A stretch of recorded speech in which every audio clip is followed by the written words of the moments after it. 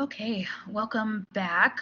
Here we are, week 3, chapter 2, and this is your pre-recorded lecture for your viewing pleasure.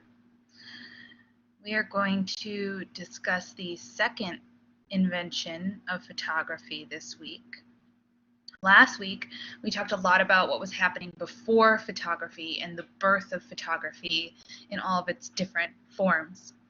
This week, we're going to talk about what your textbook calls the second invention of photography. And this doesn't necessarily mean that photography was being invented again, because that can't really happen. It's obviously already been invented. So we're going to look a bit further into the different uses and social meanings that started to emerge in the years that followed the announcement of photography's invention, the announcement of the daguerreotype and the calotype.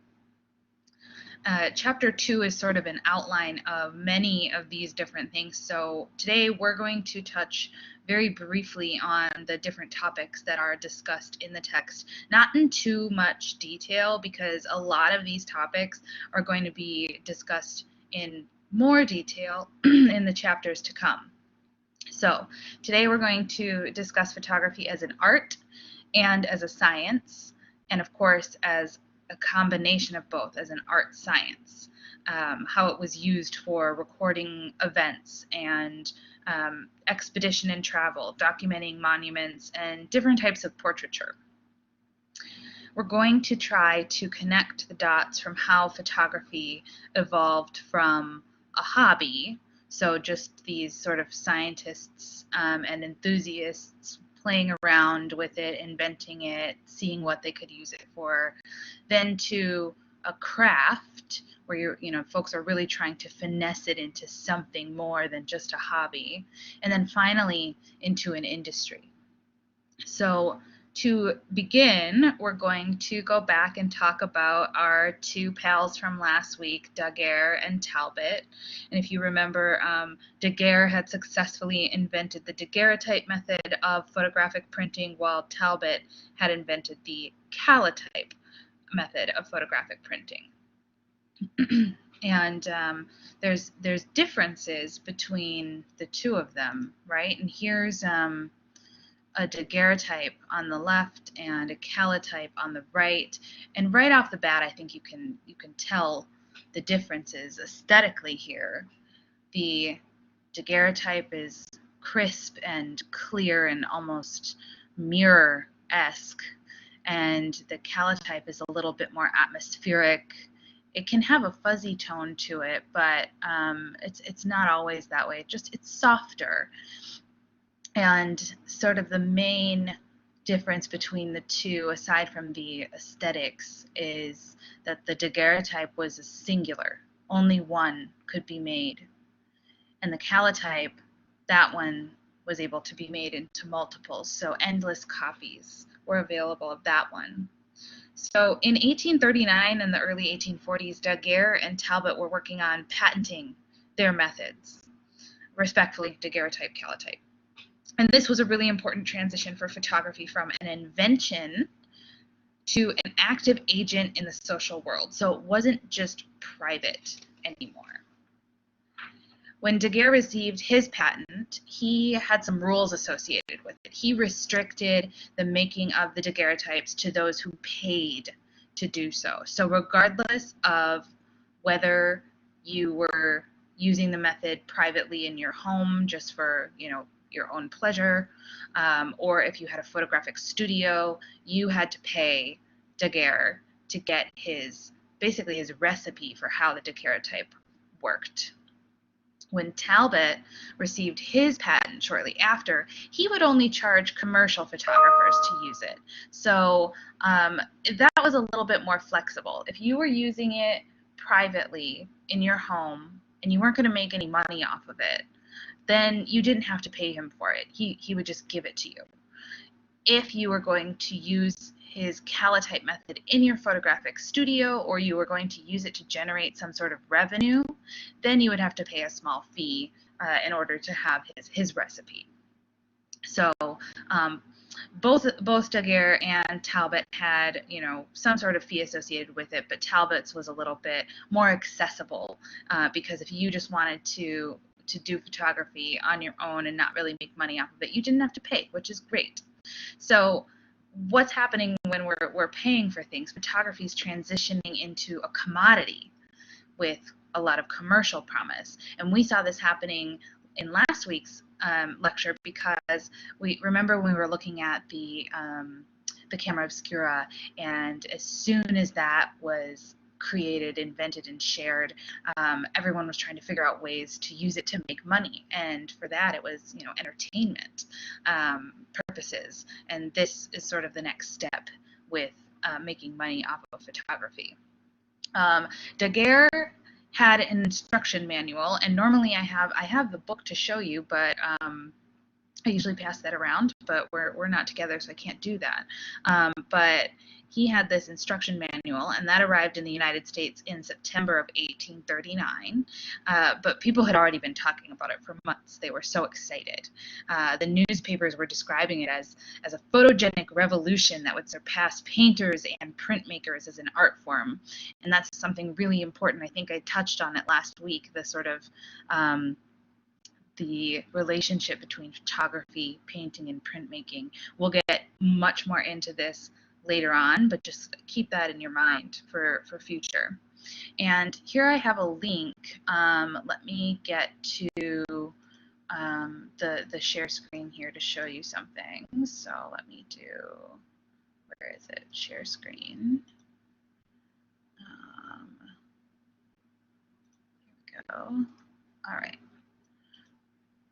See, is this working? Yeah. All right. So here's a link to all of the different press releases regarding the daguerreotype from its presentation to the world and onward. So if you are interested in going more in depth with the history of the daguerreotype specifically, if you will call yourself a daguerreotype enthusiast, if you will, this is going to be where you'll find every single communication. It says here at the top, an archive of source texts, graphics, and ephemera. It's broken down into text, advertisements, graphics, ephemera, daguerreotype, research, photojournals, etc. And you can sort of scroll through and click on each one of these things here. I've pulled two that I'm going to put in your read folder that I think are particularly interesting, but if you want to learn more, it's all in here and it's pretty fascinating. If we go to daguerreotypes, you can actually look at some of the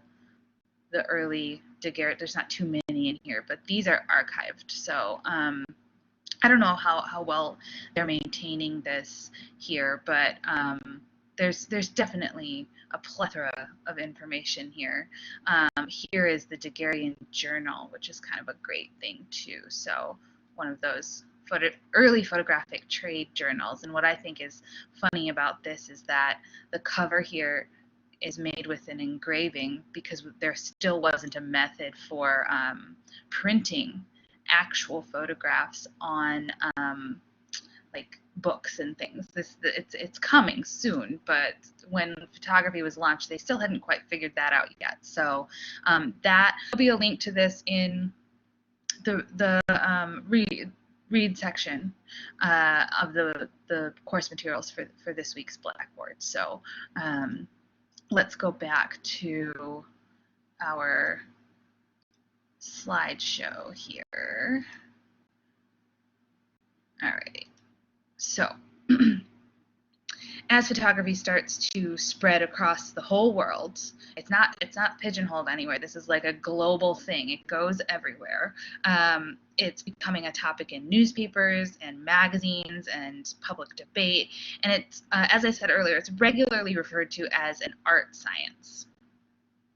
So that term, art science, acknowledges that photography was both a mix of art and science. And art can mean like a skill or a craft, but also specific media like painting, sculpture, engraving. And then science referred to areas of knowledge like biology, geology, and also techniques for making experiments and observations.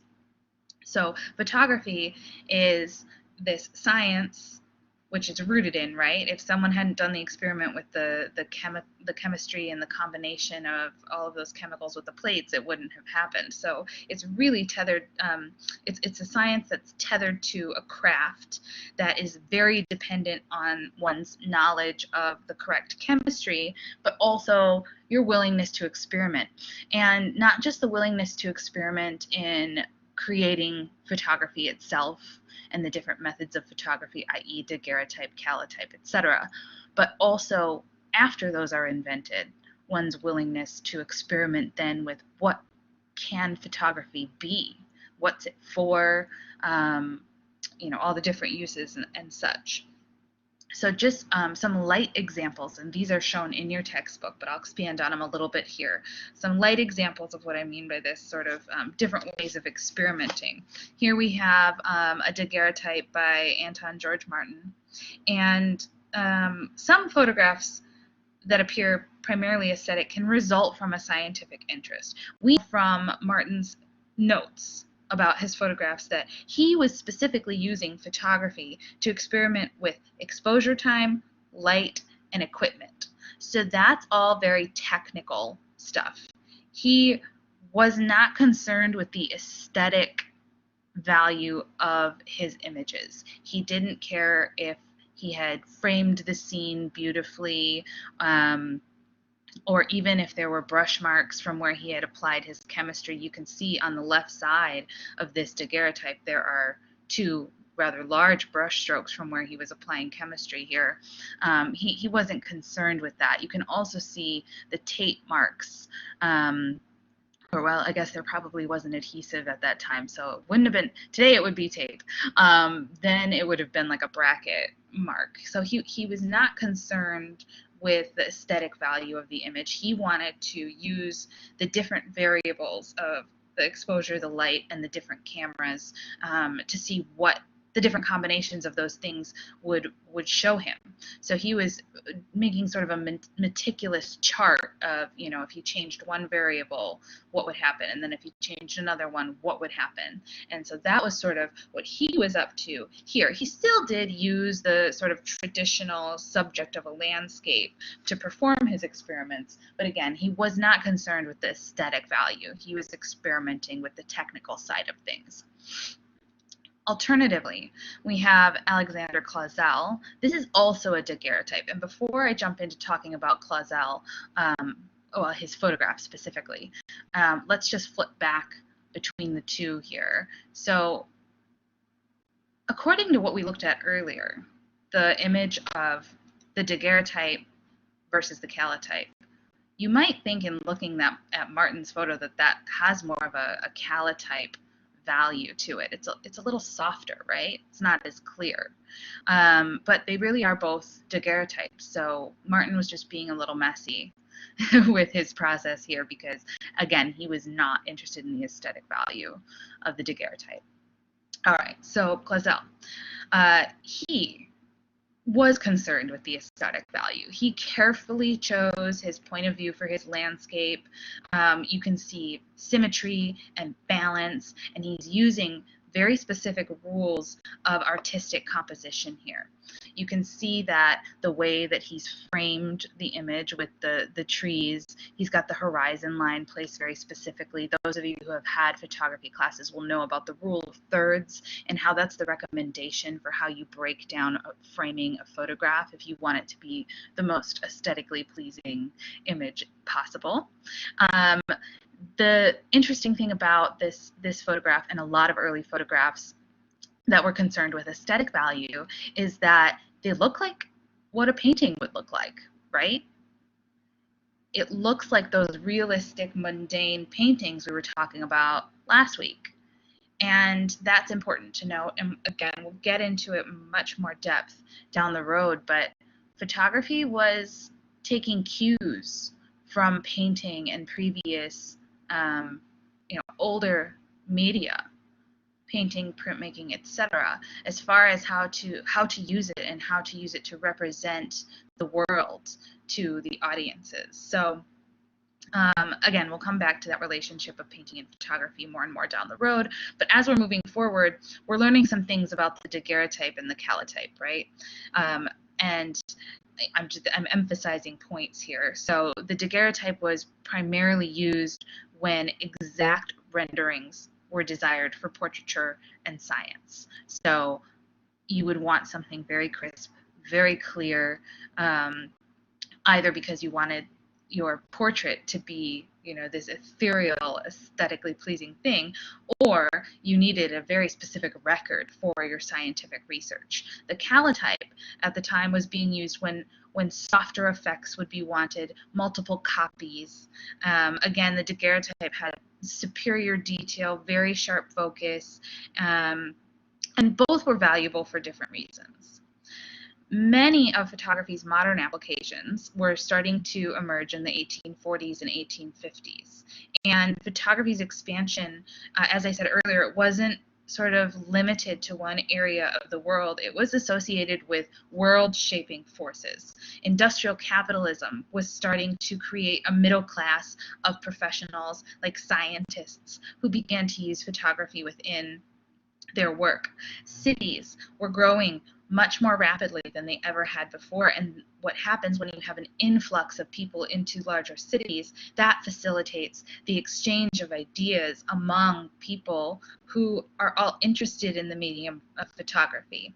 These shifts of populations from the countryside to the cities really accentuated the desires for observable personal identity. So ID, we all have some sort of ID card, whether it's a driver's license or a state ID or your student ID, things like that. That's when this started, was with photography. They wanted to be able to track all these people living in the cities. So that was fueling the market for photographic portraits. Additionally, around the same time, we have the expansion of Western powers into Asia and Africa and Latin America, and that provoked a desire to travel and to photograph these new adventures and landscapes that no one in the West had ever seen before. And travel is a really big deal because you didn't travel in the 19th century unless you were associated with the military, or you were an explorer on your own, or if you were very wealthy, you might travel. But folks didn't, just hop on a plane and go to the Bahamas.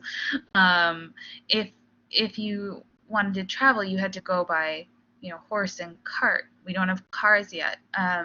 Horse and cart, or boats, etc. So it was not something that happened, but photography sort of fueled people's interest in traveling to these places they didn't know. So to get into today's topics, we're going to go back to Talbot again. After 1839, Daguerre had sort of stopped moving forward with any new developments in photography. He was like, okay, I did the daguerreotype. It's amazing. Everyone loves it. It's perfect. And he was just like, I'm done. So that's fine, right? I mean, what are you going to do when you've perfected something and you can't move it into a realm where you can make multiples from it? So really, where is there to go with that?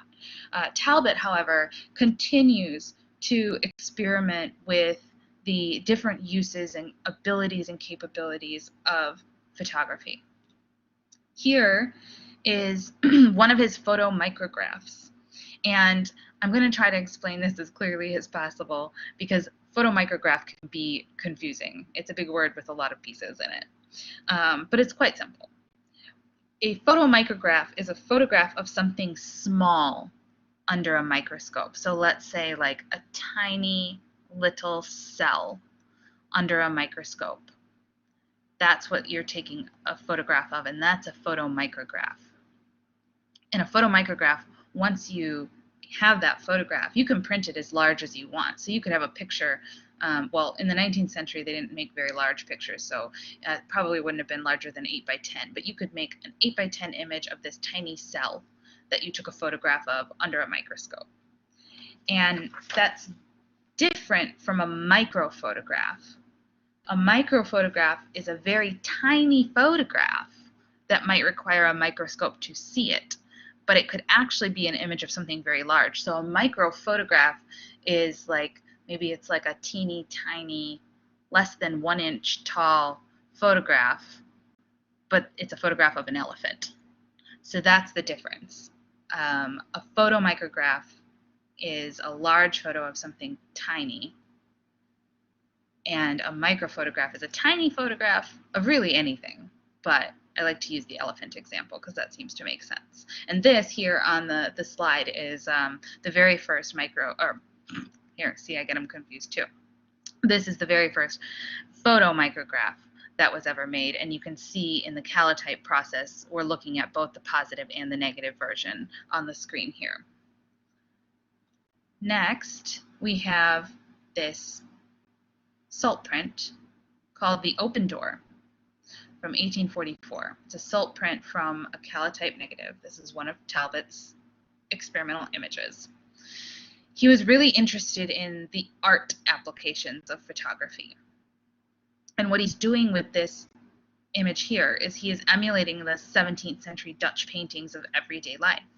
17th century being the 1600s, so, a ways back.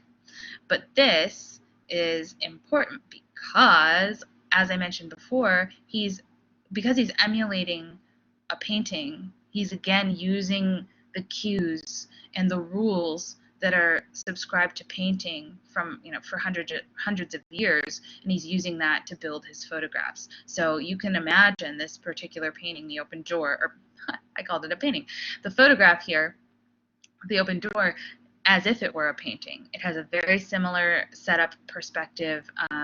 Everything about this says that it could potentially be a painting. This image, along with many others, was included in his book, The Pencil of Nature, which we saw a preview of in one of the videos last week. And again, I typically have this book to pass around for you to look at. However, I was able to find a PDF version of The Pencil of Nature, so that will be in your read section on the Blackboard as well, so you can take a look actually at the digitized version of what this book looked like. And it's an important book because it was one of the first books to be illustrated with actual photographs rather than engraved versions. What that means is he was actually taking photographs, calotypes, and making multiples of them and hand placing them into the books. They would use some sort of paste to adhere them. So every single copy of The Pencil of Nature had I think 12 original photographs. I could be wrong on that number, but it had a series of original photographs that Talbot made. And so this book really shows the breadth of Talbot's investigation into the applications of photography. For example, we have this one here called Articles of China, and this really shows photography's record-keeping ability, while other images included in this book would look into biological specimens, architecture, sculpture, etc., all these different things that I've listed off several times. So he was really trying to show the range of what photography could be used for and what it could capture. Throughout the 1840s, Talbot explored and kind of mingled art, science, and what would eventually be called documentary photography. And I say eventually be called that because it wasn't a term that was in place in the 19th century. So until that term is coined, I will continue to refer to it as what would eventually be called documentary photography. And here we have one of Talbot's haystack studies. He was working with photography's ability to present a sequence of images, and the meaning of which proceeded not just from one example, but from all of them, from their arrangement together. So he had several haystack photographs that he was trying to build a series on. And Monet, the painter, would do something very similar later in the 19th century. Those of you who are familiar with Impressionism will recognize this type of painting here, and it's great that this particular series of painting was inspired, not entirely, but somewhat by Talbot's haystack photographs, among other things. Just so that you can understand what I mean by series here, let me go and grab a Google search that I have pulled up here. Bear with me. All right. So here, if you search Monet haystack painting, you will see all of the different versions that he made. I don't have a count on how many, but safe to say that there's enough of them that almost every museum that houses Impressionist work in the world, there's enough that they all could have at least one or two. So if you can sort of see how all of these are varying based off of seasons and times of day and lighting and framing and placement, this is similar to how Talbot would have done his haystack photographs, although his would have been only black and white. And just in case these haystacks aren't jogging your memory for Monet, I think everyone has seen the water lilies in his Japanese garden. So just a little bit of context there for you. So this is the same guy that did the haystacks. All right, let's get back to our slideshow. Wish there was an easier way to do this, but I'm still learning. Okay, so here is our Monet haystack. All right, so photography and the sciences. As I mentioned earlier, a lot of scientists are beginning to adopt photography into their work. And the first type I want to discuss is the microscopes and telescopes. So this gentleman, Leon Foucault, he helped to produce 86 microscopic daguerreotypes, which were then, of course, engraved for the textbook that was called A Course in Microscopy. So again, he made 86 unique daguerreotypes that were studies of these cells. And then we still don't have a way to print photographs into books or publications yet. So those daguerreotypes had to be given to an engraving artist who rendered them as engravings, and then those engravings could be, mass produced for this textbook. So again, they're not real photographs. They had to be hand copied, and also the daguerreotype probably wouldn't have been the best way to go about a starting point for figuring out how to print real photographs onto a textbook, because there was no duplicity there. You could only have one. So if one was going to start exploring how to print photographs in mass in a textbook or a publication, you would likely start with the calotype and printing processes. But again, I'm getting ahead of myself. We'll go more into that later on. So this is how scientists working with microscopes were using photography within their work at the very beginning. And then we have the scientists who are working with telescopes.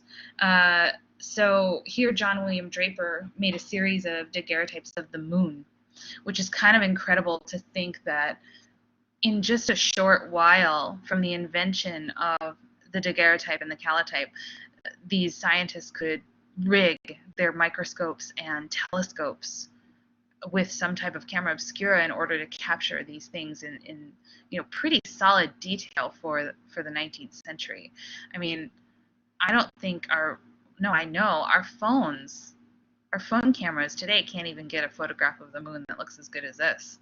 So you'd probably have to rig it with something. But anyways, this is what they're doing with the telescopes. And there's a couple more examples of the sort of moon photography in your textbook as well as online. The next portion is biology.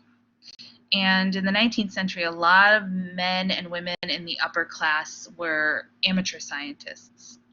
And the reason behind this is because the upper class had a ton of money, and so they didn't have to work. So they had a lot of hobbies, or they would be, like I said, amateur scientists, musicians, artists, etc. Um, and they would collect and classify a lot of biological specimens and attempted to preserve them for further study. Anna Atkins was mentioned briefly in one of the videos last week. She was a scientific illustrator who took up working with the cyanotype. If you remember, that's the blue one. The cyanotype to make impressions of her specimens. She was a member of the Botanical Society of London, and she was an accomplished book illustrator. Some consider her to be the first woman to make a photograph, which isn't entirely provable. As we talked about last week, we only have the records that we have to work with. So there could have been many other women making photographs, but we just don't have a record of it, or it wasn't publicized in a way that it's made its way into like the public realm of research that we have access to. So while it's not entirely provable that she was the first woman to make a photograph, we do know that she was the first woman to create a fully illustrated photo book. So Talbot had his Pencil of Nature illustrated with real photos. Anna Atkins has her what does she call them, like cyanotypes of algae and things like that, that she has actual cyanotypes in these books, and it was the very first photo book. So I do have a link to a video that talks specifically, they'll show you the actual book in this video, so I think it's a really great watch. As I mentioned last week, I believe that we're getting a slight bit of static on these lectures. I still can't figure out why. So if the volume of the video isn't clear, there will be a link to the video in the watch folder, so you can, pause this, hop out, watch the video, and then come back. So let me just get that up here. So many clicks. All right. Make sure the volume's up. Hey there everyone, I'm here with Rupert at the Royal Society. We're going to show you something amazing. The first ever book that was illustrated exclusively with photographs or photographic images. This is a bold claim, and I'm really curious to see it. It's not what you might think. Rupert, okay, you've got it here. It's on one of these shelves. It's on one of our shelves down here, yeah. So this is such a big deal, and it's just sitting on a shelf. Like, why is this not in some, glass case upstairs? Well, we're in Fort Knox here, so it's behind a security door. It's for safety. And it gets brought out. It's been out today for some artists who are doing the same photographic process 170 years on from when it was introduced. So this has been used today? It's been used today by our readers, yeah. Let's have a look at it. Without further ado. This seems very old-fashioned, using these little shoelaces. Yeah, it's basically a protective box to keep the binding together. There are very few copies. It's pretty valuable. Go on. Everyone's going to want to know. I think a copy went for auction at about £250,000, something like that. So. Of the 3-volume set. These had better be good pictures, Rupert. This is one of the best sets, I've been told. So you're going to be seeing a lot of this dark blue colour because the process is called cyanotype. Cyanotype. Okay. Here we go. Is this the title? That's the title page, British Algae Volume 1, which specifies British algae. They're all British. British algae. Or Australian algae. Australian algae. We don't have problems with algae in Australia, but so we're talking about seaweed, basically. Seaweed are the largest types of algae. Turning back a page, we've got the inscription there from Anna Atkins, the author who donated it to the Royal Society in October 1843. It's dedicated to my dearest father, and her dearest father was John Children, who was a fellow of the Royal Society, and a friend of John Herschel, who was a great early photography pioneer and astronomer, son of the chap who discovered the planet Uranus, William Herschel. Yeah. She's a bit apologetic. She says some have come out better than others. She's covering her butt. She's covering her bottom, yeah. Here we go. Here's the first. So this is what you're calling a photograph. Tell me if I've got this straight then. This would have been a blank piece of paper, greeny coloured, treated with a solution. Then she puts the seaweed down, exposes this. Yeah, this is all done in a darkened room. You put your solution on in a darkened room. You let it dry in a darkened room. You don't let any light go to there. And then you take it out, let the light expose this part, it turns that blue. Yeah. And this part doesn't turn. Yes, that's as far as I understand it. They do make for very striking images. They do, yeah. I mean, this one looks like it's possibly been out in the sun a little bit less because it's paler. Cystivaria encoides. Seaweed experts around the world will be balking at my pronunciation, but that's a lovely one. Look at that. Yeah, look at the detail on it. The blue is a lot darker here, but yeah, you are picking up all these fine details. This is beautiful to look at. Yeah. Why is this so valuable, and why are you so proud of it here at the Society? It's just the very early days of the photographic process. People like Fox Talbot and John Herschel inventing various different photographic methods, and it's all photographs all the way through. Let's see if we can find another lovely one. Oh, look at that. That's interesting. That's interesting. And the one That's very. That you can see the little sort of air bladders in there from the seaweed. that's almost starting to look a bit three-dimensional. Yeah. So it's just picture after picture. She's not writing about them or making studies of them. She's just saying, here they are. Yeah, not for any commercial gain, just out of interest. She was a botanical artist already, I think, and just made a few copies to distribute to her friends and fellow seaweed botanists. How does the book end? I'm dying to. I'm not sure if she builds up to a big spectacular seaweed at the end. It's just, what's the last? Let's look at the last one. The last one in is volume one. The last one in volume one is, oh, that's lovely. Oh yeah. Very sort of fern-like seaweed there. She's finished on a good one. Yeah. All right. So that's really nice because you get to see a lot of the original book there, and it's pretty special. As they said, there's not many copies. It's very fragile, and it's quite beautiful, and it's very expensive if you want a copy. I'm sure you can find facsimiles if this is something you'd like to explore in more detail, and a lot of her images are online. The one thing you might be wondering is how did she get the text in here? So at this time, there's no such thing as plexiglass, because we don't have plastic yet. So what she would have used is either a piece of glass or vellum, which is like a translucent paper. And on there she would have written out by hand, and you can see she is handwriting these things. And then she would lay that on the paper with the seaweed or the algae, and the place where she wrote shows as white because it's blocking the sun there. So yeah, so that's Anna Atkins, pretty nifty lady. Then we have Teresa Llewellyn. Not as much to say about her, but she did sort of similar work to Atkins. Her father made photographs, and then she would take those photographs and add in these fern-like elements, these botanicals around them. And this is a photograph that her father took of her using her microscope, and you can see that she's also an amateur scientist just by how she's representing herself in this photograph. The next section of science we have is anthropology and medicine. And practitioners of anthropology and medicine saw in photography a very good opportunity to generate historical and research archives, visual ones, because prior to photography it's all written, and maybe there's some engravings to illustrate certain things, but there's certainly not a lot of them. Robert Sommer was a psychiatrist, and he suggested that photography should actually replace the written record because the medium of photography is uncontaminated by the interpretive problems that are inherent in language. Now, obviously we know that photography can't replace the language, but these are the things that people were thinking about around that time, right? Like nothing was off the table. Like what was the potential of photography? Hugh Welch Diamond made photographs of his patients that were institutionalized. This is a tricky subject, and we will go into more depth down the road about this, just not today.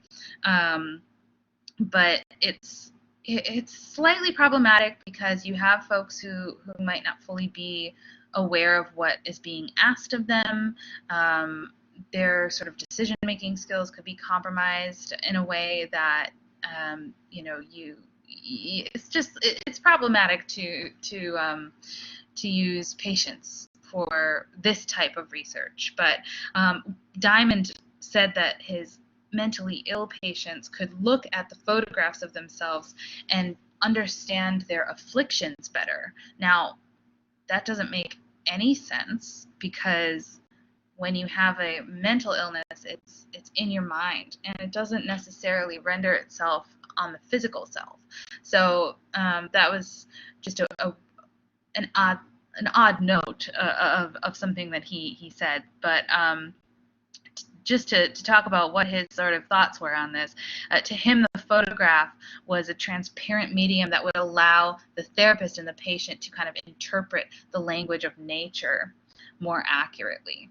But again, this is all like problematic early photograph stuff. So because these photographs were understood to be both effective therapeutic and educational instruments, the patients were obliged to pose for them. So the doctors and scientists had basically said,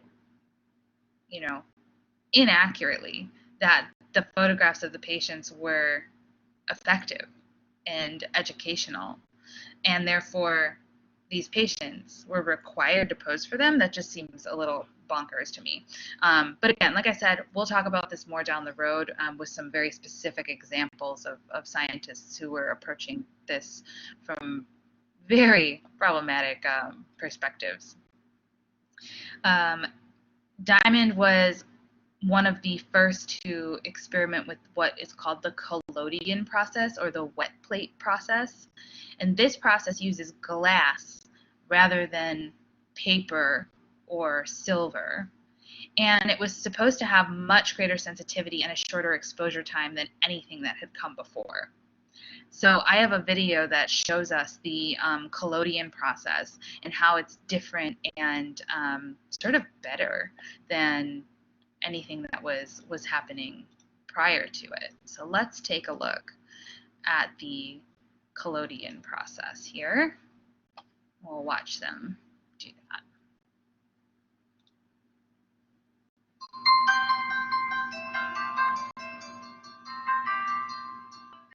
Up until photography, only the very wealthy who could afford to have portraits painted had any notion of what their ancestors looked like.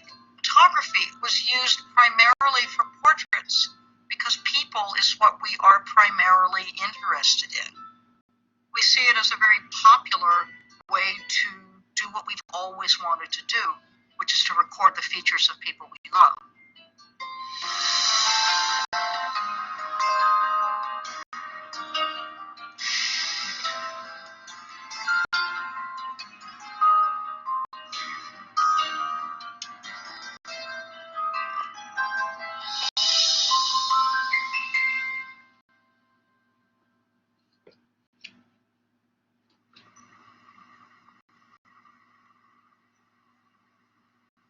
I'm going to show you a collodion negative on glass.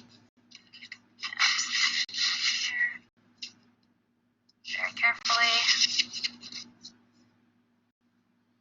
This process was invented in 1851 by Frederick Scott Archer. In the 1850s, you had the daguerreotype, you had the calotype paper negative. The daguerreotype was a commercial success. The plate that they hand the customer is the same plate that was in the camera. There's no negative. What you got with the calotype was a negative, and it was a negative that could be reproduced very easily. You could print dozens, even hundreds of positive prints from that negative, but it made a very soft photograph. It's much less sensitive than the daguerreotype. You couldn't do portraits easily with that process. The desire was to have the reproducibility of a positive-negative process with the precision and detail of the daguerreotype. But in 1851, Frederick Scott Archer invented a process called the wet collodion process. The wet plate process can give you a negative to make paper prints. It can give you a direct positive plate called an ambrotype, and another direct positive plate called a tintype.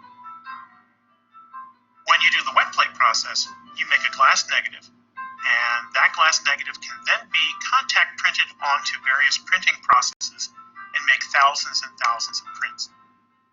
By the time you get to the late 1850s, really replaces the daguerreotype. The positive-negative process won out, in part because it was more economically viable. It does require some advanced planning when you're taking it on the road. You have to have a portable darkroom. You pour the collodion on the plate, you dip it in the silver bath, and while it's dripping wet with silver nitrate, you take the picture, come back, and develop it, and you have to do all of that before the plate dries. And so the people that made landscape images, they had to carry a wagon with all of their chemicals. It was a challenge. So you can see on this negative the pore marks, which are characteristic of the wet collodion process. See this kind of wave up here, that's a pore mark from when the photographer poured the developer onto the glass. The camera that took this photograph would have had to have been quite large in order to accommodate a negative of this size. You could do a lot of things with collodion besides make a negative. You could back it with black paper or black cloth, and you ended up with a positive. These kinds of photographs, they were called ambrotypes, were generally cased and presented in the same way that daguerreotypes were. You could expose a positive onto a metal plate, and for funny reasons, these were called tintypes, even though they weren't made on tin.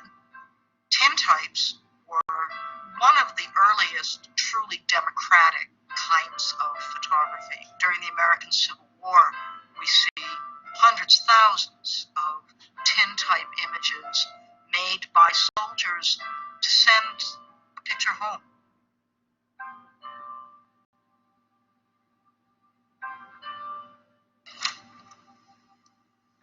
This is a Lewis, HB Lewis wet plate camera. So basically your typical Civil War portrait cameras. This is a camera that the tintypes of the soldiers would have been made of. Photography shaped the way we remember things. It's a really important cultural change, no longer through ballads and poems and stories, but through looking at a likeness. We remember what happened and who was.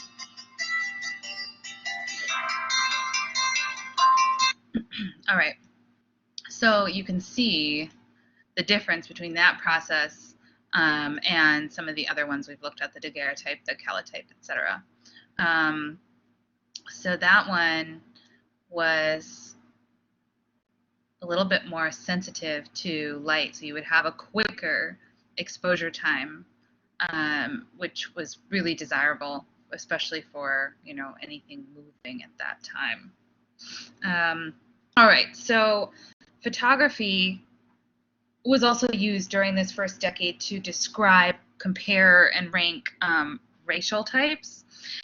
With the rapid colonization of the non-Western world, human diversity was increasingly discussed and classified. So this is a photograph by a French photographer, E. Thiessen, and it's a young man from Botucatu, Brazil. And Thiessen produced all of these annotated images of the residents of this Botucatu, Brazil, as well as a lot of other small towns. So he was traveling to sort of take pictures of the residents in these towns. However, the problem that I have with the way that he does his work is that he never used any names or personal details to accentuate the scientific objectivity of his photographs, right? He's trying to make it about science, but people are so much more than science. And so there are moments when these Western white men are traveling to these Eastern countries and kind of taking advantage of the folks that live there and representing them specifically scientifically without any context of their humanism. So that's a problem with how this classifying of human diversity goes. And again, this will be a big topic that we talk about later on down the road. And this sort of leads us into a conversation about photography, race, and slavery. In your book, there's a gray page that's kind of a vignette that is separate from the sort of story of chapter 2, and each chapter will have a few of these. If you're anything like me, when I was in school, I would skip them because it would interrupt the flow of how I was reading, and then I would always forget to go back to them. I recommend to go back and read them because they're nice little stories that will expand your knowledge upon the rest of the content of the chapter. And so these photographs here are by a photographer named J.T. Zealy, and he was working for a man named Louis Agassiz. And Louis Agassiz was trying to collect visual proof for his theory that the races were created separately at different times and in different parts of the world. An idea that those who were pro-slavery felt would scientifically justify this racial inequality, which is, you know, it's a construct that humans built. It's not like something that is embedded in the way the world developed. So we know that this is completely bananas, but this was a real thing that's happening in the 19th century when many people were still pro slavery. So all of Zealy's photographs would show a series of each person, and this here is obviously 3 different folks, but I thought that the sort of lighting on these was quite beautiful. So each would show a series of each person, and the first image was always, as you see them here, a straightforward shot with very romantic lighting, and the images that would follow would use the same light but to accentuate the features from the side profile. So basically, Zealy was using the light to accentuate features that would substantiate Agassiz's bonkers theory. So although these photographs were theoretically meant to compare and contrast physical types, there are absolutely no images of comparably posed white men and women to accompany these images. So essentially this does not seem like a very solid basis for any sort of comparison to support this bonkers theory that they had. Next, performing history. So this is a daguerreotype that was supposedly made during the first surgery in which they used ether, an anesthetic, to sort of knock the patient out. Because the photographers who made this image had a tendency to kind of combine notions associated with other media like printmaking and printmaking and painting. They would combine those notions with new ideas about the purpose of photography. It was not immediately clear whether this photograph showed the actual surgery in which ether was used to relieve pain during the operation, or whether this event was reenacted for the camera after the fact. And if we really look at the picture, we can see that these men do not look like they are dressed for surgery. They all look kind of posed. And back then, it was also more common for patients to be sitting up in a chair for surgery as opposed to being laid down. And this image here looks a lot like a very famous Rembrandt painting called The Anatomy Lesson of Dr. Tulp. Quite similar. And here we can see them together now. You can see that the way this photograph has been arranged, someone was clearly inspired by this Rembrandt painting from the 16th century. And again, that's another nod to our discussion about how photography is influenced by painting. There was, you know, aside from the fact that it looks remarkably like this Rembrandt painting, there's a lot of skepticism surrounding this photograph, and there's a lot of controversy. But finally, they found another photograph that was taken before this one that proved that this image was indeed posed. So whether the first surgery under ether was not photographed, while it was not photographed actually in real time, in the public memory, these images came to stand for that momentous event. It was I'm losing my words now, but anyways, these images are representative of that event in the collective public history and memory. So these types of images were all at once commemorative and documentary, and they're scientific and symbolic, that's the word I was looking for, and aesthetic. So it's kind of fake documentation because it's not the real event, but it's also like a reenactment of the event in a way. So I'll leave it up to you to kind of decide how you feel about reenacting photographs for this purpose.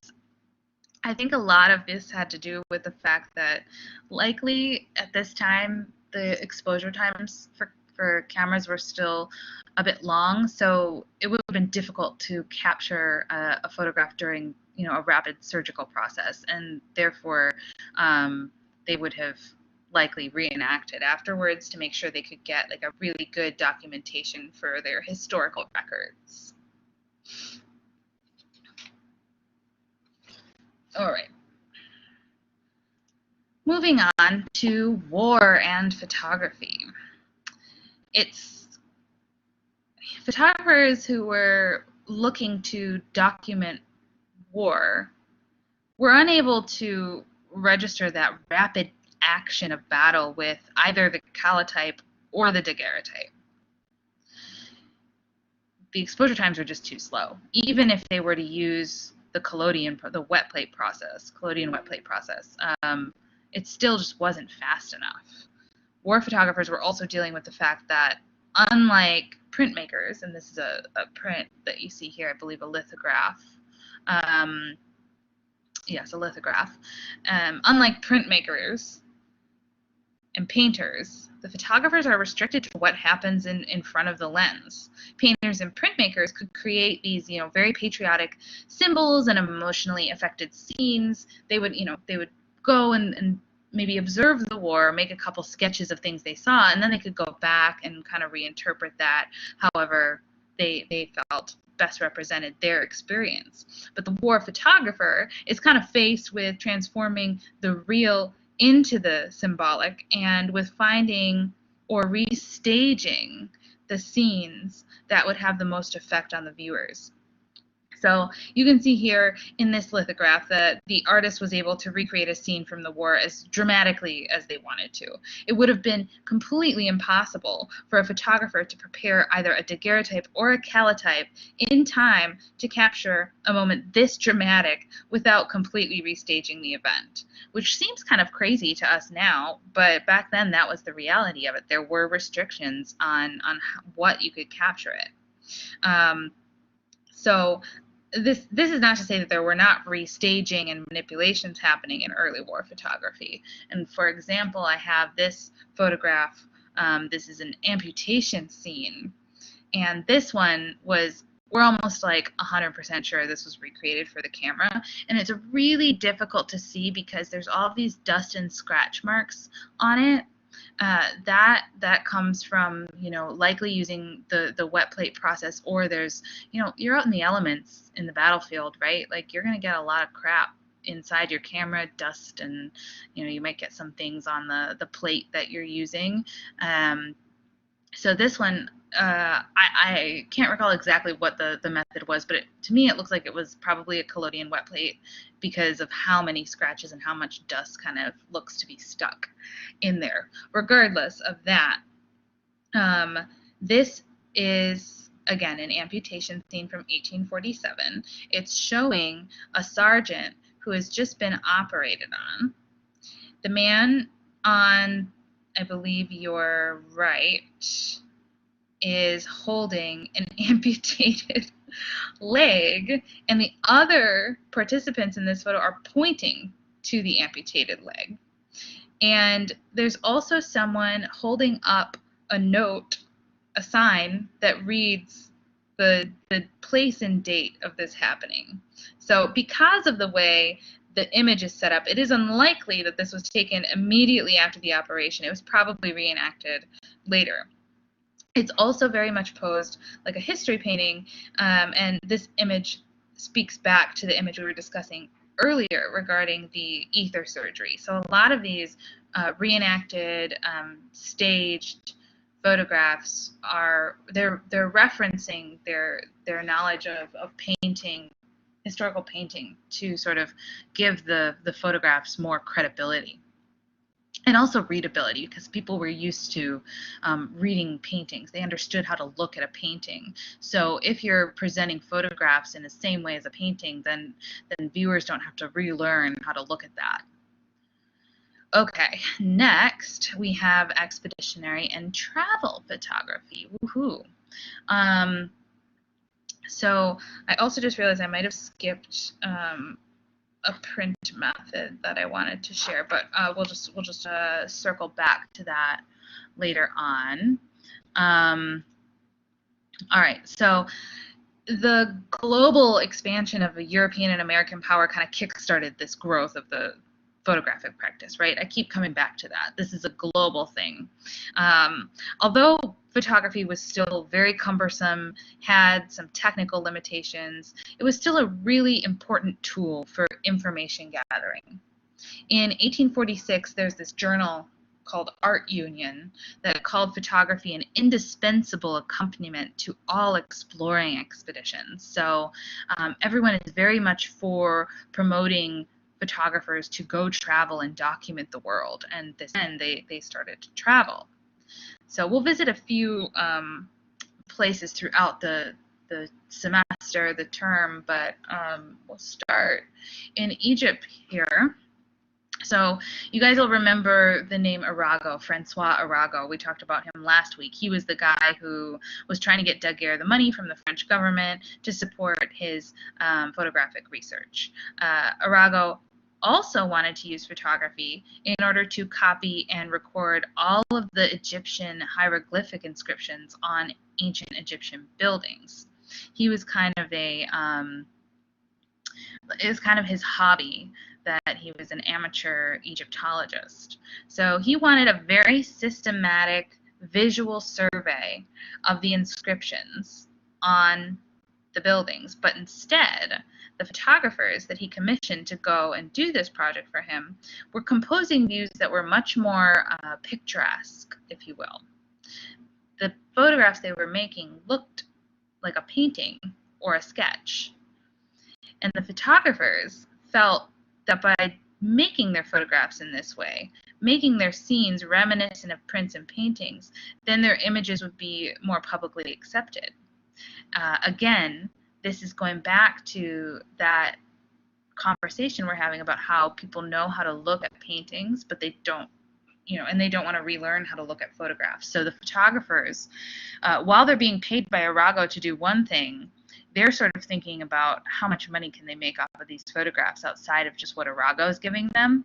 So if they compose beautiful, painterly scenes, they can put them into galleries, they can sell them, get them books, right? A lot of this is about the economics, right? It's about the money. All right, so this name, Daguerrean Excursions, is the title of this multi-volume work by a French publisher named Larbour. And so what he was doing is he's collecting daguerreotypes. Some of them he bought, some he would specifically commission. And just to define commission, he would tell someone what he wanted and pay them to go and make something very specific for him. And so he was collecting these to show some of the world's most remarkable views and monuments. And Larbour thought that his prospective buyers wouldn't very much like a straightforward transcription of the daguerreotype. So when he was making the daguerreotypes into engravings, because we still can't print into the book's photography yet.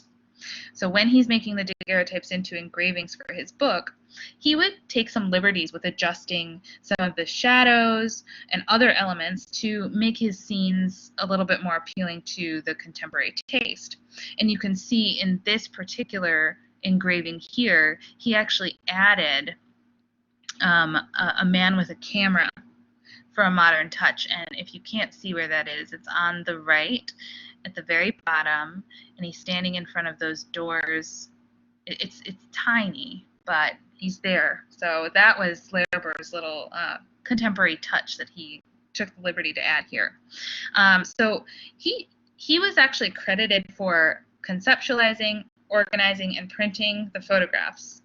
And the photographs were made by many anonymous photographers who contributed the daguerreotypes to this process, or this project, sorry. But he never kept a record of any of the photographers that he commissioned. He didn't give anyone credit for helping him with this book. And to us today, that's like, oh my gosh, how could he do that? Those people are part of it. But early on in photography, the sort of conceptualization was often prized over the actual taking and making of a photograph. So if you were the person with the idea, you were the one who got credit for it. Even if you had hired 100 photographers to take the pictures for you, you were the one that got credit. Now that doesn't happen anymore today, but back then it did. And so as that sort of unravels, we'll discuss that along the way too. Let's go back to Egypt here. So this is Maxime Duchamp, and he was a French writer and also an amateur Egyptologist, very much like Francois Arago. He was commissioned by the French to photograph Egypt's monuments. Now, he was specifically commissioned to take picturesque, beautiful images of the Egyptian monuments. This is very different from what Francois Arago had asked his photographers to do. Anyways, so when you got a commission from a government, it was kind of like a passport. You could travel, and you wouldn't have to, when you hit a border, you wouldn't be asked questions if you had like camera stuff with you, right? Your camera and your equipment was easy pass through the borders. So Duchamp made over 200 calotypes on his excursion to Egypt, and he used a special paper. Oh, I didn't skip it. It's coming up right now. He used a special paper called the albumen paper, and that was coated with a mixture of eggs and milk, which sounds totally disgusting, but it worked, and it was a great process. This process allowed him to prepare the paper ahead of time. And this is very different from anything we had before, right? When you're doing daguerreotype, when you're doing calotype, when you're doing collodion, wet plate process, those three processes, you have to make the plate, put it in the camera, and use it. You can't let it sit around, otherwise it won't work. But the albumen process was great because you could prepare it ahead of time, put it in a box, and then you could go ahead and use it when you needed it. So this was something that really propelled the commercialization of its production. So before we go into talking about, finishing up with Duchamp here, I want to show you the albumen process so you can get a feel for how that's different from the others as well. Here we go. All right.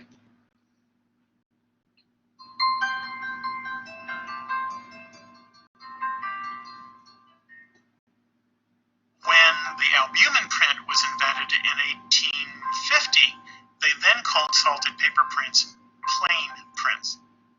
The only difference is one has egg white and one does not. It's the same process.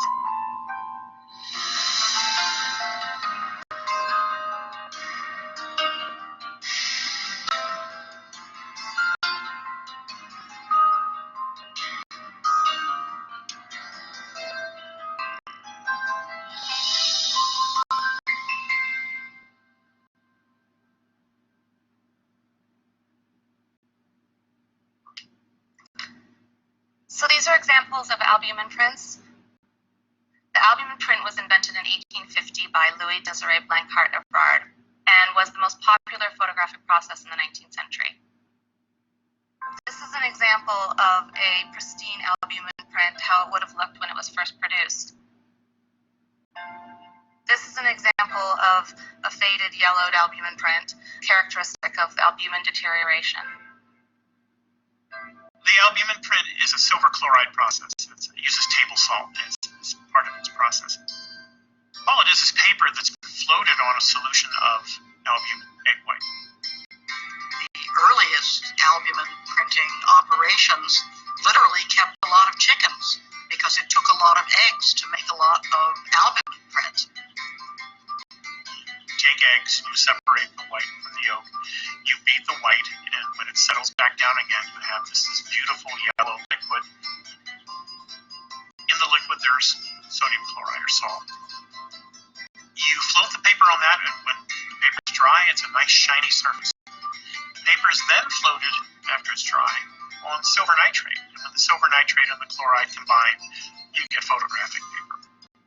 What you finally have is a cheap and comparatively easy way of preparing paper for making a photograph using a negative that may have been produced by any number of processes. So a collodion negative could be printed as an albumin print. You would have your negative and you would place it in contact with the sensitized paper and expose in the sunlight. The thing that distinguishes an albumin print from a salted paper print or a platinum print is that the image is suspended on a layer above the paper rather than being embedded in the paper fibers, creating a much more precise and crisp image. This is when we see the rise of the great industrial photographic houses producing popular photographs of tourist sites. Even then, we're beginning to think if you don't have a photograph of it, you didn't really experience it. It was the beginning of really aggressive mass marketing and mass production of photographs for general consumption. And this was the predominant printing paper from 1850 to about 1890. People like Frith produced photographically illustrated Bibles where he photographed the sites in the 19th century where things that were told about in the Bible were said to have happened. We begin to see how, really as early as the 1870s and 80s, the photograph becomes a really important, not just conveyor of knowledge and information, but a shaper of knowledge and information. And it's the albumin print that made that possible because it was precise, it was detailed, it was cheap, and it could be mass-produced and distributed easily. So that's the perks of the albumin paper. Cheap, mass-produced, commercial promise. And that's what, starts to happen when you get to the mid to late 19th century. Is industrialization is really a thing, and mass production, commercialization, all of those things start to come out. So let's go back to, here we go. So this is one of Duchamp's Egyptian photographs. You saw it pop up in the video there, and this is one of the more famous Egyptian photographs from the 19th century. You can kind of get the idea that these guys were going out on these expeditions and working with the idea of the photographic series. So what he's doing is creating and arranging images in meaningful sequences. The photographic series kind of expanded the notion of photography from that of just like an image making process to something akin to writing and telling a story. So when you look at Duchamp's series of photographs from Egypt, you wouldn't have to look at them in any particular order, but when you look at a series, you get a feeling for a place, and that's a different experience than looking at just a singular photograph. So next I want to talk about the Historic Monument Commission, but before we go in depth with that, I want to tell you about Frederick von Martens. He invented a rotating camera that allowed him to make seamless panoramic views. And here we have one that was made with one of the rotating cameras. And here is this is an engraving of a rotating camera. You can kind of see there's a curved back, so that's where the paper would have gone in, your paper negative. And then on the front, you can see that the lens is on this post that has a swivel. and that's attached to your sort of viewer at the top, those two rectangles, the vertical rectangles. So you kind of put your eye in there and rotate the lens slowly so that it can capture everything on one page. Here's a swinging lens camera, which is similar to the rotating camera, but this one, it just looks a little bit different. It's more of a box. It has like a leather flexible thing where the lens swings on the front. So that would have also been an option for creating seamless panoramas. Before the panoramic cameras were invented, and you wanted to get a panoramic portrait or landscape, it would look more like this, a little funny. So you can see, like, you would have had to move your camera, set it up, take one picture, move it like 2 feet over, take another, 2 feet over, take another. It's quite a process, a lot more work than just using the rotating or swinging lens panoramic cameras.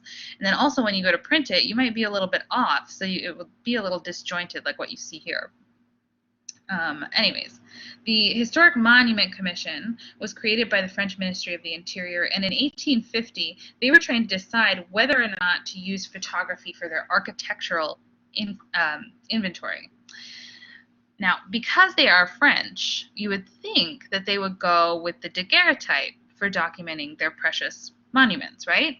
But in the end, they rejected the daguerreotype because it seemed cold and metallic in comparison to the softer forms produced by the calotype. They were also attracted to the larger size of the calotype, as well as its ability to make multiples. So you can see that that's a really great example of how the calotype positive-negative process wins out due to, you know, its ease of use, its practicality. You can make multiples, and also the softer look. That's something that is akin to a lot of paintings. So again, you're seeing that alignment of photography and painting together there. The Monuments Commission chose a group of photographers called the Société Héliographique, and they were chosen to move forward with using photography, using the calotype to document the different monuments. Edward Baldus was one of the photographers chosen, and he went like so far beyond his camera's vision to create his images. Specifically, when creating this image here, he made a very large print by joining many negatives together and retouching them where they kind of connected.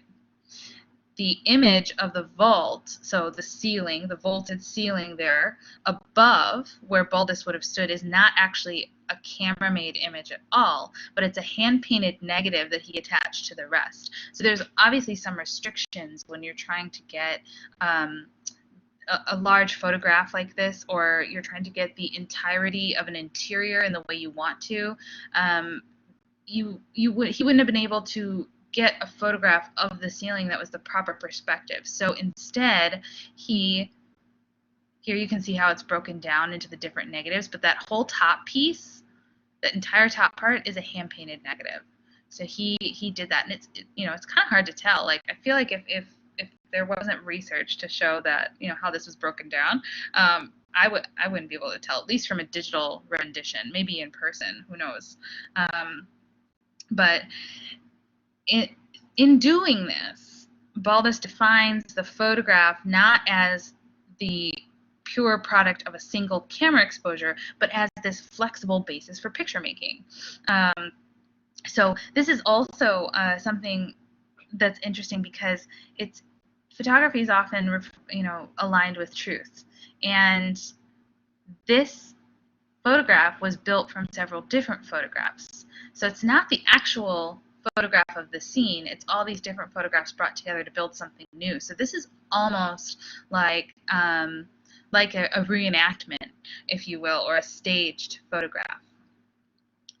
In the years that follow, photographers start to juggle two different notions of what photography is.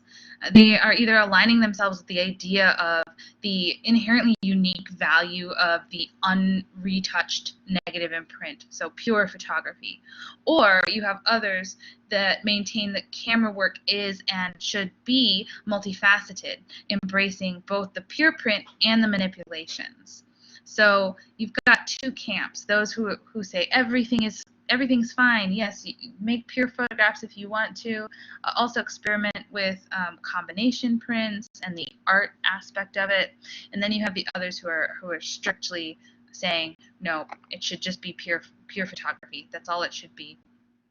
This is very reminiscent of other arguments that happen in real life, whether social or political or artistic or otherwise. But there's those two camps exist, and we'll kind of see how that plays out as we move throughout the text. This is Gustave Le Gray. He's another photographer who was part of the commission, and he felt that photographs that were extremely detailed didn't have any artistic merit. He was much more interested in the softness and the tones. So he makes a lot of these images in the forest of Fontainebleau, and this was a place where a lot of painters of that time would go and set up their easels and practice their landscapes. And so it was here that photographers and painters could interact and kind of exchange ideas about the depiction of nature. And Gustave Le Gray was always trying to convey the feeling of being in a forest through these images. And so his approach to photography was combining the science of it with his artistic endeavors. He experimented with techniques to render very delicate gradations of tone, and he also invented his very own dry waxed paper process, which kept the paper sensitive for 2 weeks and allowed the photographer to develop it up to a week after exposure. This was huge. This differed significantly from other processes where the negatives had to be processed right away, right? So wax paper process and albumin process, those were the most commercially viable processes at the time. Here, Le Gray also made these seascapes that were made using a print method called combination printing, similar to what this did in that image we were just looking at. And what he would do is he would take photos of the sky separately from the sea, and then he would combine the negatives and carefully kind of retouch the area where the negatives met. And the reason that that he would do this, and you probably can understand this from just taking photographs on your phone. If you hold up the phone to a landscape and the sky is really bright, the foreground might be too dark if you are focusing on the sky, or if you focus on the foreground, the sky could be like way blown out, too bright. So in an effort to get around this, Le Gray would take one photograph where he exposed perfectly for the sky, a second photograph where he exposed perfectly for the sea, and then combine them together. So combination printing really challenged the notion of photography as a pure reflection or transcription of reality, right? Because once you're mixing negatives together, then it's not exactly one photograph of what it was. But some folks were fine with that, and others had issues with it, of course. But all right, so we're going to move on to talk about portraiture. So at first, Daguerre thought that portraits of people would be completely impossible, and mostly because, his very early exposure times were so long that he just never thought it was going to be possible. The sitters had, when you're sitting that long for a photograph, you move, you fidget, you twitch. We just do that because we're humans. So it would have blurred the images. And because the sitter had to stay very still, their posture was often very rigid, and your eyes would be really wide to keep from blinking. And that's why, here, let me put a picture up so we're actually looking at something. You might see a lot of old photographs where the eyes look kind of like just like a little blurry or fogged over, and it's really creepy. That's likely because the person blinked a couple of times while they were waiting for the exposure to happen. That'll fog over the eyes there. These long exposure times are another reason why the smile isn't seen in early photographs. Everyone looks, super bummed out in all these old photos, but it would have been impossible to hold a smile for the length of that exposure time without fidgeting or causing any sort of blur. Now, eventually, the evolution of photography allowed for shorter exposure times, and there were devices created to hold heads still, and these developments did bring on that rush of interest in the Daguerrean portraits. The detail of the silver surface daguerreotype was preferred to the more atmospheric calotype prints. The earliest daguerreotype portraits are, again, often very rigid and frontal, and the sitter had to sit beneath a skylight. Often photographic studios would be on the top floor of a building so that the photographers could use skylights to adjust and direct the light to their liking. Obviously, there's no electricity, so we don't have strobe lights or hot lights or any sort of controllable lights that we have now. So they were all working with natural light and candlelight. So they would sit under this skylight, and then they would have reflectors that kind of directed the light onto certain features of the subject.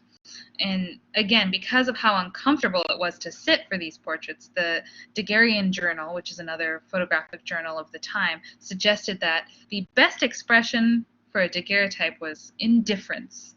So if you ever go sit for a daguerreotype, now you know what the best expression is. So here, this photograph is by a man called J.F.A. Claudet, and he worked with these very elaborate studio setups for his portraits. You can see just in this one here, like this young girl here, the background is very plain, simple. Many photographers, like Claudet, would start to use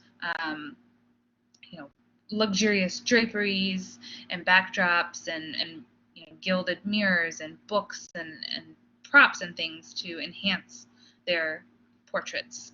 And this image is from 1851. It's his daguerreotype called the Geography Lesson. And this image was actually taken using the stereography technique. And the stereography technique is produced by, here, let's actually pull up this here before we... A stereography technique is produced by two cameras spaced side by side to imitate our human binocular vision. And so the camera set up on your left would be taking the photograph from your left eye perspective. The camera set up on the right would be taking the photograph from your right eye perspective. So you get two photographs, and then you would put them on this card that would then be inserted into this special viewer. And when you view through this, the images would appear to be a single 3D scene. Now this is supposed to be a GIF, but it's clearly not working. So that sort of took away my thunder there. But anyways, I wonder if I can find it. Regardless, I have some videos to show about the stereograph so you can get a better idea. Also, typically I bring in my stereograph so we can use that together, but maybe that's something that I can try to show you all on our touch bases next time. So in the meantime, let's get some videos here to see what stereography is all about. And of course, as I mentioned at the beginning, this is this chapter, this week's lecture is just an overview. So most of the things we talked about today we'll be going into in much greater depth later on, including stereography. So here, let's learn about it. So David Brewster was a Scottish physicist, astronomer, writer, author, inventor as well.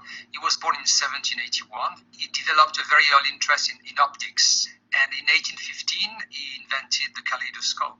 It took too long to patent it, and so he didn't make any money out of it. And it made him a little bitter because lots of people made a lot of money with the kaleidoscope, but he didn't make any. And in 1849, he created a stereoscope. But he was not the inventor of the stereoscope because the stereoscope was invented by Charles Whiston in 1838. But he improved the stereoscope. He made it smaller. Wheatstone's stereoscope used mirrors, and Brewster replaced the mirrors with the prisms, and so the stereoscope became portable, just the size of a small box, a bit like opera glasses actually. And it enabled the photos to become smaller as well, and to be put together on the same support, on the same mount. Well, Dubosc was an optician, and just before he died in 1886, he became an officer of the Legion of Honor. So he was respected, honored, and he was really a talented craftsman, and his instruments were famous all over the world. So in 1850, Dubosc had a visit from Sir David Brewster, and Brewster showed him his stereoscope, the stereoscope he had invented a few years earlier, and he couldn't have anybody make it in England. And Dubosc was interested at once, and he said, "Okay, I will make your stereoscope." And in 1851, he brought stereos and stereoscopes to the Great Exhibition in London. So David Brewster was a Scottish physicist, astronomer, writer, author, inventor as well. He was born in 1781. This always repeats itself. I don't know why. If you go back and watch this, you can stop at the halfway point. But anyways, so that gives you the background of the stereoscope, and actually like a nice little, actually there's another video to share as well. I like that they show you how it like kind of goes in the viewer and give you the background on that. This one is just a cute little video from this house museum that has a nice collection of stereoscopes and stereo cards, and it's just a cute little vignette. This one's kind of short, so we'll play this one too, and then we'll move on.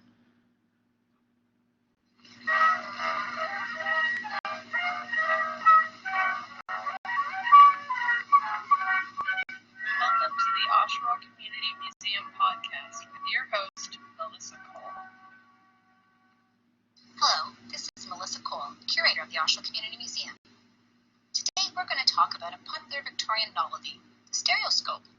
In modern times, we can easily experience the thrills of three-dimensional images through the recent revival in 3D film, television, and books. However, back in the early Victorian era, 3D imaging was much less accessible to the general public. The stereoscope is an early device that was invented for people to view images in 3 dimensions. The first stereoscopes were developed between 1830 and 1840, and famed photographers such as Daguerre, of daguerreotype fame, had helped in the device's development. The first patented stereo viewer was Sir Charles Wheatstone's reflecting stereoscope in 1838. The device was a bulky and complicated gadget that utilized a system of mirrors to view a series of drawings in 3D. After Queen Victoria had taken a liking to a similar device invented by Jules Dubosc at the Crystal Palace Exposition in 1851, the stereoscope exploded with popularity in the United Kingdom and soon in North America. It was around this time that the statesman Oliver Wendell Holmes created a streamlined, much more economical viewer than previous models. This became known as the Holmes stereoscope. Its small size and ease of use made it wildly popular, and any proper Victorian parlour typically had at least one Holmes stereoscope inside. At the Oshawa Community Museum, we have 2 of the Holmes-style stereoscopes on display. One in our Henry House parlour, and one in our Robinson House general store. They are lightweight, made of tin and wood, with velvet accents. The stereoscope consists of an oval-shaped viewer casing that one would hold over the eyes. There are 2 square windows located directly in front of the eyes, and the lower half also has an area where the viewer's nose would comfortably fit into place. A long arm protrudes from the base of the viewer and is intersected with an additional component that was used to secure the stereoscopic pictures in place. This component can move up and down the elongated arm that it rests on in order to adjust the proximity of these views. So how do these stereoscopes work?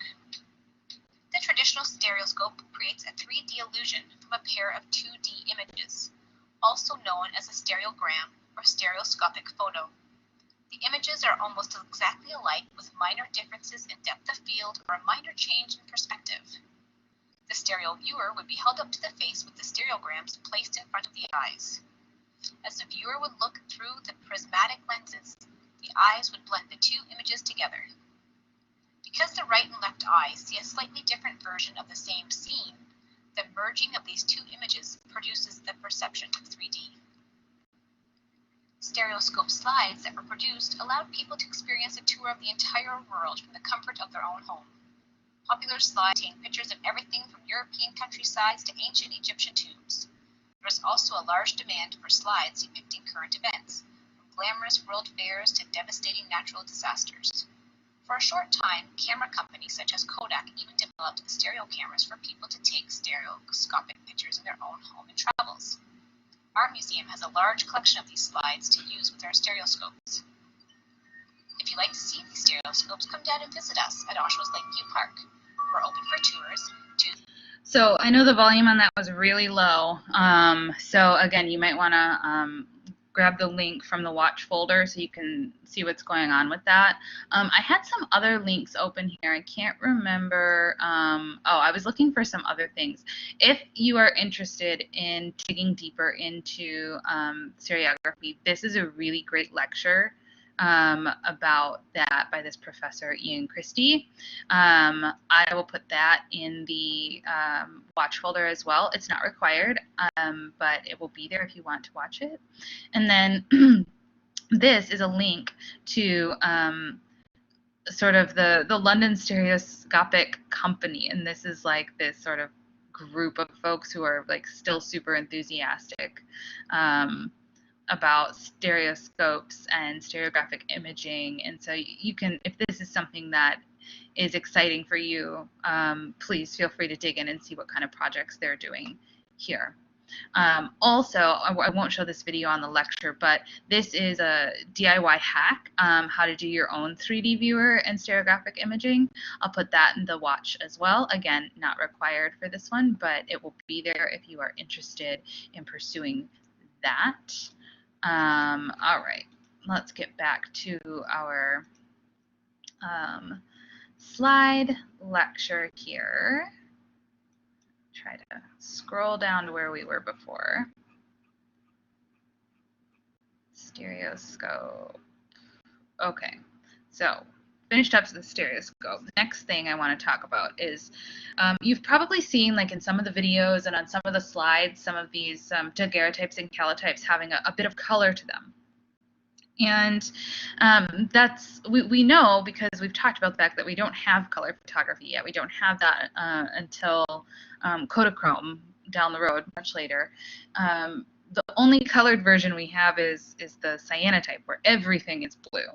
So some of these that have the little bit of color to them, we need to figure out why that is. So sometimes the daguerreotypes would be hand colored to get rid of the overall gray tones, because in the 19th century and prior, the color gray, especially on a body, on a person, was associated with death and illness.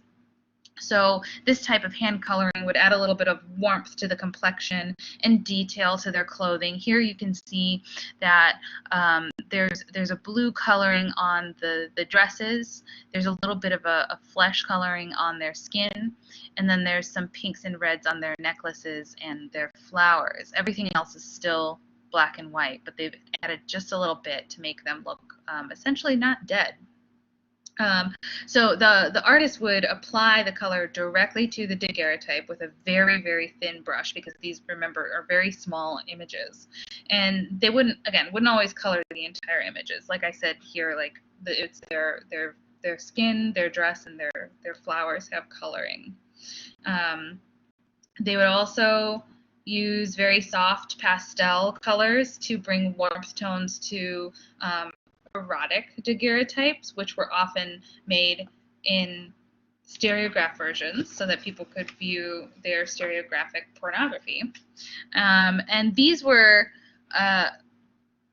typically made as something called academies. And academies are photographs of nude and semi-nude, mostly women, sometimes men, which were said to be made for the use of artists, painters, and printmakers.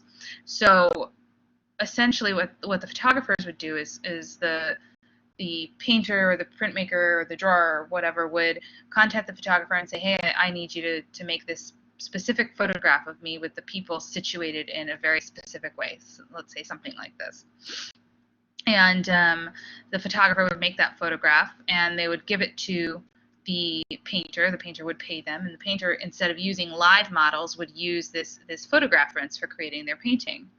Then, because the photographers were likely working with some sort of calotype process, a positive-negative process, they could make unlimited copies of these photographs. So then they would use them to get extra income from the erotic photograph industry. The nude female figures certainly outnumbered the nude male figure, and the capability to produce multiples of these images allowed the output of nude photographs to increase very rapidly. Despite some attempts at censorship, the softcore pornographic photographs were one of the very first mass marketed products. So I have a couple other images here. Here's one, a rare one of just a man, but you can see that this is the same man that's in this here. And all of these, both of these, sorry, you can see like how they would have been used for a painting. You can imagine like what the painter was going to do with this in the end. So there's a very specific purpose to those academies. And then I think I just have a couple other, this one here, this was made in stereo. So after the photographer gave the version of this to the painter, they would have taken this and sold it as a stereo on the market, and another one as well. So that mostly covers, I think, everything that I wanted to get through today. So I'm going to get this recording up on the Blackboard, and you will find all of the links to the videos in the watch folder. Again, all the ones that I showed are they'll be available just because sometimes I think the audio is too low, and I know that there's a little bit of static, so forgive me for that. But anyways, that's all for today. Thank you for tuning in, and I will see you next time.